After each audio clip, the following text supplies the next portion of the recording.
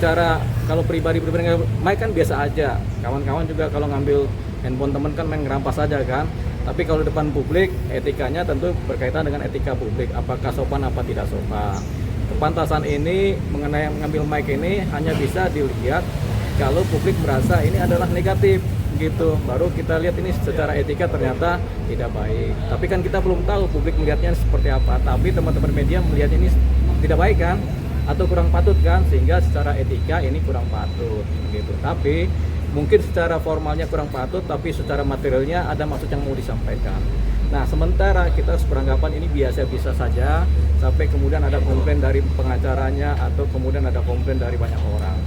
Etika itu ukurannya, ukuran masyarakat, norma-norma kepatutan, norma-norma sopan santun masyarakat. Kalau masyarakat bilang ini tidak beretika atau kurang etika, ya itulah yang terjadi. Itu dia.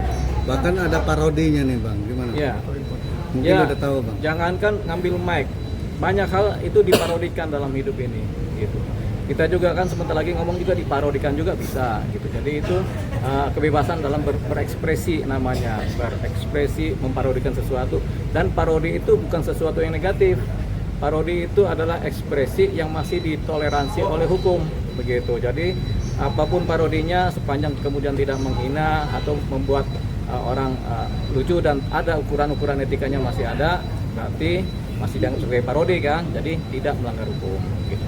Bang, pas saat press con itu kan bisa ditanya soal bukti-bukti chat, dia bilang semua terhapus, sudah jadi bukti. Nah Yeah. sekarang kembali lagi dari permasalahan tersebut menjadi pidana, bisa dipidanakan nggak dia Bang? Dia bicara terlalu vulgar, buktinya nggak ada terhapus. Ya, membuat laporan polisi kan mudah.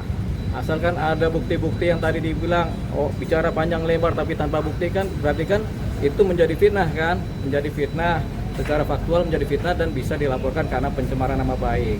Tapi mengenai laporan polisi itu nggak sekedar bukti-bukti yang kemudian terhapus, tapi perilaku-perilaku yang sudah terjadi, pengakuan-pengakuan saksi itu juga kan bagian dari bukti.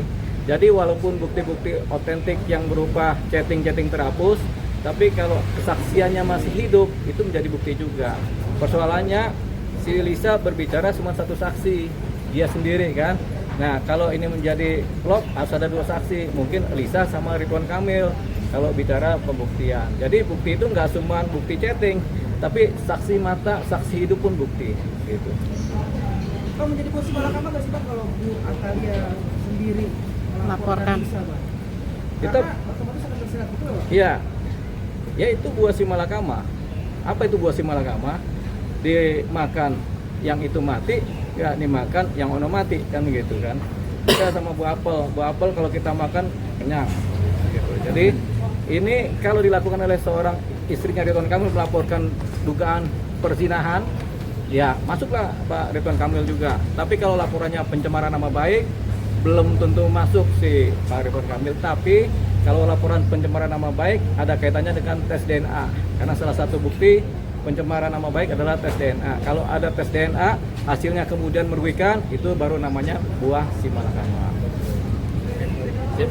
Thank you Bang. Oke. Thank you Bang. Oke ya.